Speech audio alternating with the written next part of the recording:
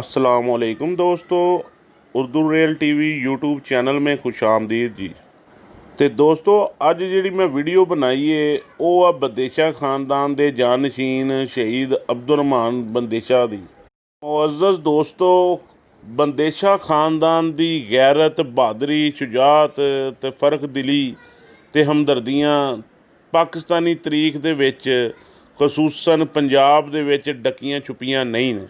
मैं अपने मुअज़्ज़ज़ दोस्तों वास्ते टोटल वीडियो पंजाबी विच बनाना कि उन्हां नूं पूरी समझ आवे ते किसी किस्म का कोई उन्हां नूं मसला ना पैदा हो। ते मुअज़्ज़ज़ दोस्तों नूं गुजारिश है कि अगे वीडियो वेखण तो पहले मेरे चैनल नूं सबसक्राइब, लाइक, शेयर जरूर कर दिओ।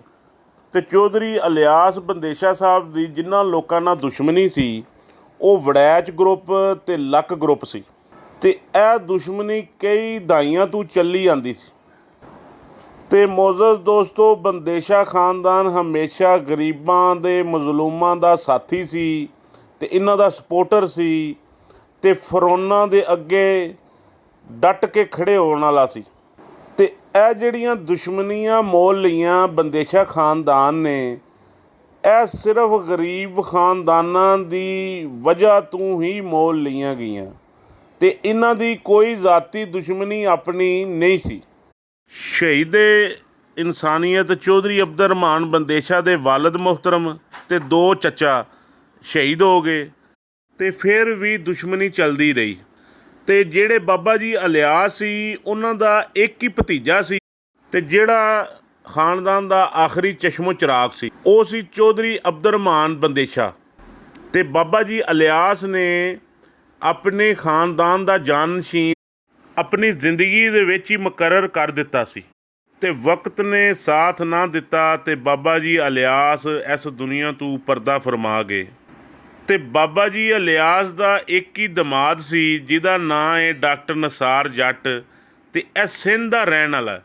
ते इन्हां ने बंदेशा खानदान का साथ देने की बजाय अपनी सियासत ते अपनी चुदराहट ही शुरू कर दी।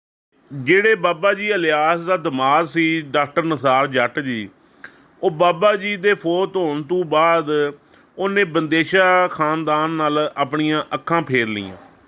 ਤੇ ਮੁਅੱਜ਼ਜ਼ ਦੋਸਤੋ, ਵਕਤ ਦਾ ਇੰਤਜ਼ਾਰ ਕਰੋ ਤੇ ਤਾਰੀਖ ਨੇ ਹਮੇਸ਼ਾ ਬਹਾਦਰ ਲੋਕਾਂ ਦਾ ਸਾਥ ਦਿੱਤਾ, ਬੁਜ਼ਦਲਾਂ ਦਾ ਨਹੀਂ। ਤੇ ਬੰਦੇਸ਼ਾ ਖਾਨਦਾਨ ਤੇ ਸ਼ਹੀਦਾਂ ਦਾ ਨਾਂ ਕਿਆਮਤ ਤੱਕ ਰਹੇਗਾ। ਤੇ ਦੋਸਤੋ, ਦੁਸ਼ਮਣਾਂ ਦਾ ਨਾਮੋ ਨਿਸ਼ਾਨ ਮਿਟ ਜਾਏਗਾ ਇਨਸ਼ਾਅੱਲਾ। ਤੇ ਮੁਅੱਜ਼ਜ਼ ਦੋਸਤਾਂ ਨੂੰ ਗੁਜ਼ਾਰਿਸ਼ ਆ ਮੇਰੇ ਚੈਨਲ ਨੂੰ ਲਾਈਕ, ਸਬਸਕ੍ਰਾਈਬ, ਸ਼ੇਅਰ ਜ਼ਰੂਰ ਕਰ ਦਿਓ। ਮੈਂ ਤੁਹਾਨੂੰ ਇਸੇ ਤਰ੍ਹਾਂ ਦੀਆਂ ਇਨਫੋਰਮੇਸ਼ਨ ਵੀਡੀਓ ਅਪਲੋਡ ਕਰਦਾ ਰਹਾਂਗਾ ਜੀ। ਅਗਲੀ ਵੀਡੀਓ ਤੱਕ ਇਜਾਜ਼ਤ ਦਿਓ ਜੀ। ਅੱਲਾ ਹਾਫਿਜ਼।